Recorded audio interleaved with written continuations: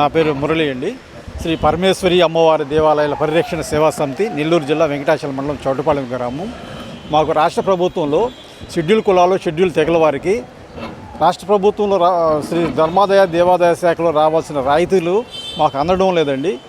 కొత్త గుడుల నిర్మాణం, పూజారులకి గౌరవవేతనం, అదేవిధంగా కూడా కొన్ని సమస్యలు ఉన్నాయి, దేవాలయం కేంద్రంగా సమస్యలు ఉన్నాయి.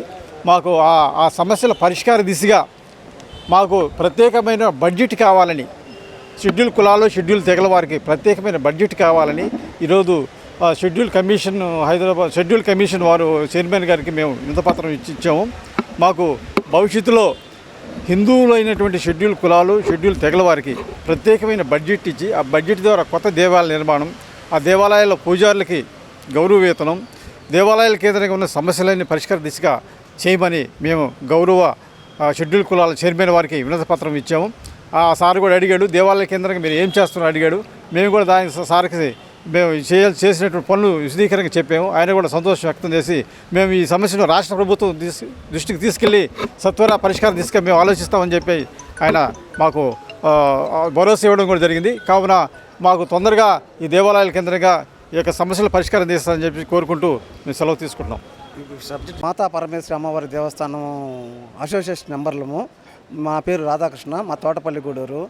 మేము ఈ దేవస్థానాలకి, గుడులకి కానీ ఏమన్నా కట్టుకోవడం పూజారుల కోసం కానీ వీటి కోసం మేము పర్యవేక్షణ చేస్తుంటాము. మేము ఇప్పుడు ప్రస్తుతం వర్గీకరణ కోసము ఎస్సీ మాదిగలు చాలా అణగారిపడి ఉన్నారు. వాళ్ళకి ఉద్యోగాలు లేక చాలా బ్యాక్ లిస్ట్లో ఉన్నాం కాబట్టి మాకు వర్గీకరణ పూర్తిగా కావాలని మేము కోరుకుంటున్నాం. స్వతంత్రం వచ్చి ఇన్ని సంవత్సరాలైనా మా మాదిగలు చాలా అణగారిపోయి కింద స్థాయిలోనే ఉన్నారు. చదువుకున్న మా పిల్లలు కూడా ఇంకా దిగజారుడుగానే ఉంది.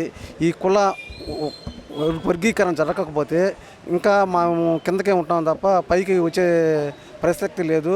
కాబట్టి మాకు వర్గీకరణ ఖచ్చితంగా జరగాలని కోరుకుంటున్నాం.